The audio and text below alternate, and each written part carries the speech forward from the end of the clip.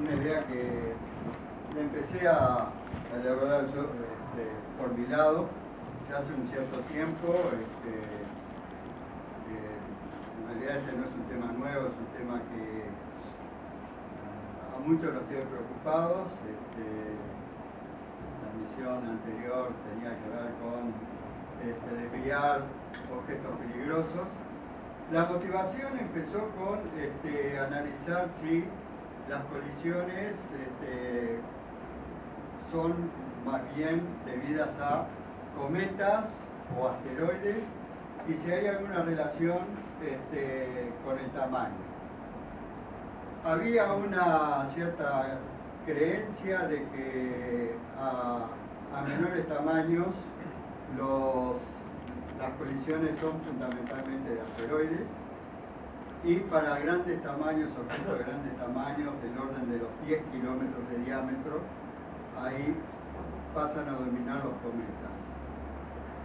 Era un punto que estaba más o menos así planteado y yo quise empezar a analizarlo más en detalle a ver si efectivamente era así.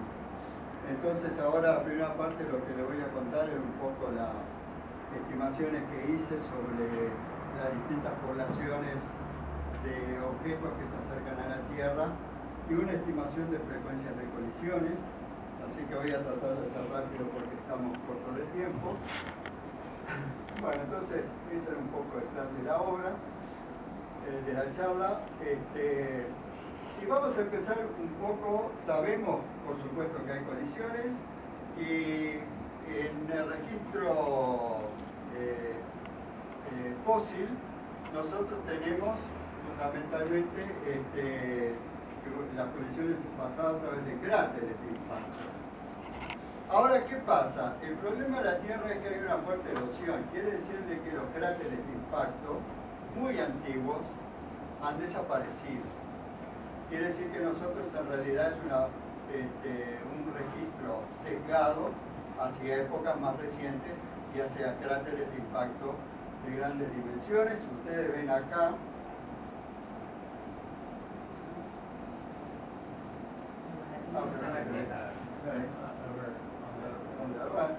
no importa más. Los cráteres de impacto ven que hay una cierta... Están muy sesgados, ¿no? O sea, están sesgados geológicamente a regiones que son lo que se llaman cratones, que son regiones...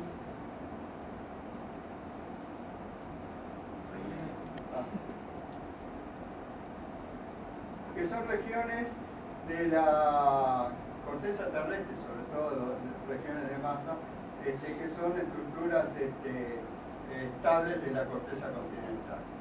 Quiere decir de que si nosotros contamos el registro fósil de cráteres de impacto, prácticamente es un pequeño porcentaje, un 6% de todo lo que podrían haber ocurrido en el pasado. Otra manera que tenemos de tener registros de impactos, grandes impactos muy antiguos, es a través de las esférulas de impacto. ¿Qué pasa? Cuando un gran impacto, un gran objeto choca con la Tierra, se vaporiza material del blanco, o sea, los silicatos. Esos vapores se elevan en la atmósfera, condensan en gotitas y esas gotitas de material condensado, de silicato condensado, caen a la superficie. Entonces deja en el registro fósil una pequeña lámina de férulas, que son entonces silicato fundido y solidificado nuevamente. Quiere decir entonces que los geólogos que estudian el registro, los estratos geológicos, pueden entonces determinar en esas láminas ricas en férulas la ocurrencia de un gran impacto en el pasado distante.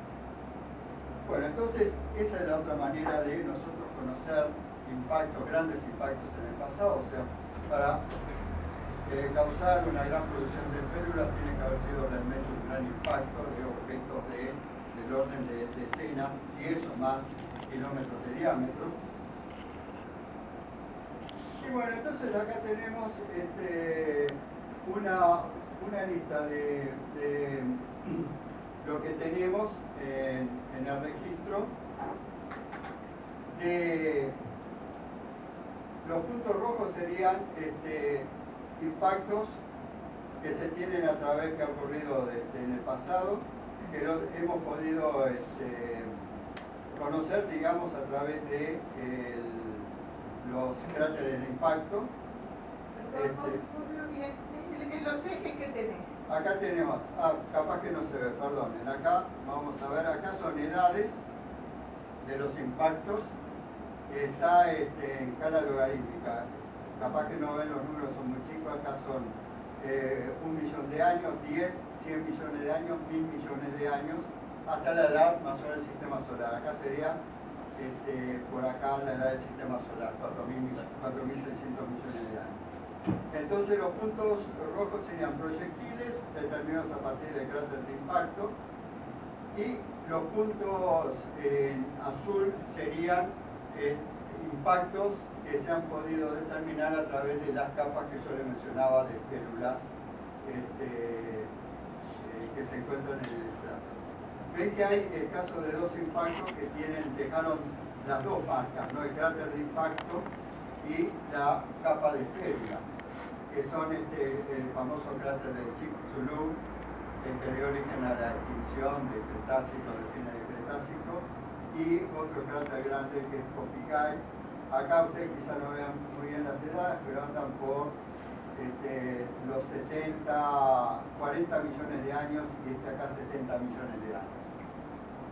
Entonces los registros más antiguos que se tienen de grandes impactos y de grandes proyectiles, ¿no? De dimensiones, acá tenemos 100 kilómetros, 10 kilómetros, estamos hablando de proyectiles que podían tener 60, 70 kilómetros de diámetro, y estos se remontan, digamos, a grandes impactos que hubo entre 1000 y 2500 millones de años atrás. ¿Y esos están encontrados en la Tierra, esos cráteres?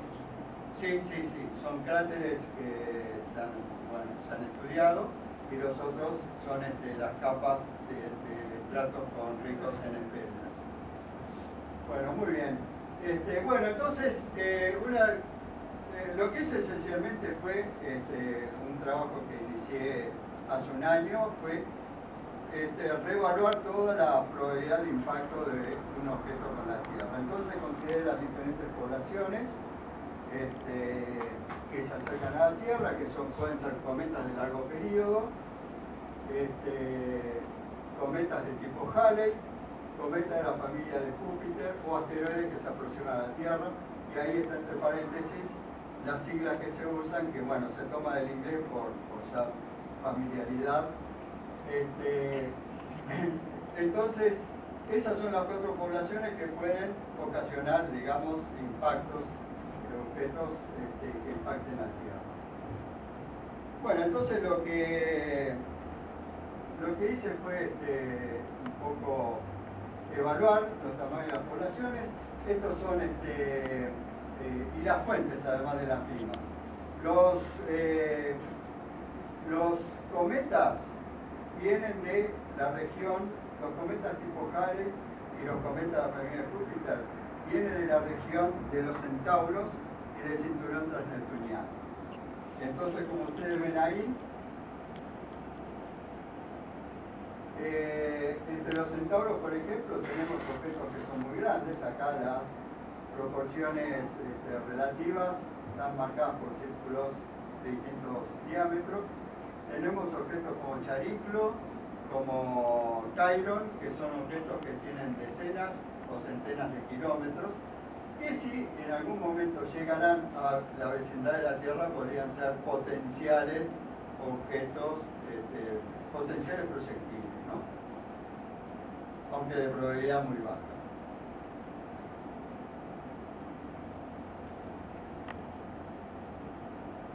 Bueno, después tenemos para las fuentes de largo periodo las fuentes de la nube de Oort. Y después tenemos que para los asteroides, la fuente de los asteroides es el cinturón asteroidal.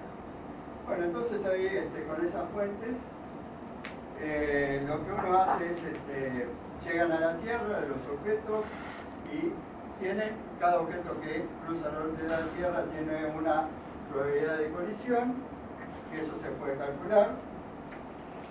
Ahí entonces dejamos de lado la parte matemática para simplificar la presentación, pero tenemos entonces una probabilidad de colisión. Entonces nosotros podemos, estimando cuál es la población en cada uno de esos grupos y con la probabilidad de colisión de los objetos de ese grupo, entonces uno puede de ahí sacar la frecuencia de colisiones, ¿no? de cada especie de objetos. Entonces nosotros vemos que los cometas de largo periodo, si bien son muy espectaculares, entre los cometas de largo periodo tenemos, por ejemplo, el más famoso de las últimas décadas, que es el Bob, y muy espectacular. Sin embargo, vienen en órbitas aleatorias y la probabilidad de colisión con la Tierra es muy baja. Entonces, no nos tendremos que preocupar demasiado que un cometa de largo periodo choque con la Tierra. Tenemos, más o menos, los cálculos daban que una estimación, una colisión cada 260 millones de años, para diámetros mayores de 1 kilómetro. Si vamos a grandes cometas, eso sí, lo que realmente podrían causar un desastre global, prácticamente la colisión, la frecuencia se reduce a 67.000 millones de años, o sea que prácticamente no nos tenemos que preocupar, ¿no? Muchísimo más que la vida del sistema solar. Bueno, uno puede así proceder de esa manera, estudiando la población de cometas tipo Halley que cruzan la órbita de la Tierra, la probabilidad de colisión como hacemos, y tener entonces frecuencias de colisiones. Para los tipos Halley sigue siendo relativamente baja, una cada 180 millones de años para cometas diámetro mayor que 1 kilómetro, y una cada 4.000 millones de años para diámetros mayores que 10 kilómetros. Para frecuencia de cometa de familia de Kuki ya está un poco más alta, pero realmente lo que encontré que lo que más nos preocupa son los asteroides. Si ustedes ven, con asteroides tenemos que la frecuencia de colisiones es, para diámetros mayores que 1 kilómetro, daría 1 cada 880.000 años, o sea que serían bastante frecuentes, y para diámetros mayores que 10 kilómetros, 1 cada 290 millones de años. Bueno, entonces los asteroides nos tienen que preocupar, son los que más nos tienen que preocupar si queremos saber cuáles son los más peligrosos para la Tierra. Y lo que encontré, desmintiendo aquella primera idea de que a mayores tamaños los que dominan son los cometas, no. A todos los tamaños, los que dominan en el registro de impactos en la Tierra son los asteroides, no los cometas, ¿no? Bueno, entonces acá tenemos un resumen de tasas de impacto para diferentes tipos de objetos, y acá ustedes pueden ver en esta tabla en forma tabular la tasa de impactos para diámetros mayores que 1 kilómetro y diámetros mayores que 10 kilómetros, para las distintas categorías de objetos que se acercan a la Tierra. Estas son las velocidades de impacto medio. Entonces ve que claramente las tasas de impacto para los asteroides son muy superiores a la de todos los tipos de cometas juntos, y que realmente, si queremos preocuparnos, estos son los asteroides son realmente los que nos tienen que preocupar más. Bueno, lo que voy a decir, y ya terminando la charla, lo que viene para el futuro, esto es lo que había visto hasta ahora. Entonces ahora lo que como próximo paso interesaría ver variaciones que pudieron haber en el pasado en la tasa de impactos de objetos con la Tierra. Entonces, las variaciones pudieron venir de por diversas razones. Una de ellas es que un gran asteroide en el cinturón principal chocó con otro, se fragmentó y generó una gran cantidad de fragmentos, aumentando entonces la cantidad de potenciales proyectiles hacia la Tierra. Y entonces esa mega colisión llevó a un aumento temporal en la frecuencia de colisiones con la Tierra. Otra causa es que la nube de Oort, que es otra fuente de objetos que son obviamente a largo periodo, sufrió una perturbación porque pasó una estrella cercana y otra vez la perturbación ocasiona que una gran cantidad de cometas se acercan a la Tierra, lo que nosotros llamamos una lluvia cometaria, también llevando entonces a un aumento de tasa de colisiones de cometas con la Tierra, temporal. Y la tercera es una causa más natural, y es que el cinturón de asteroides va perdiendo asteroides, lo vemos nosotros continuamente porque se van yendo del cinturón. Si extrapolamos hacia el pasado, quiere decir que en el pasado el cinturón de asteroides estaba mucho más poblado que ahora.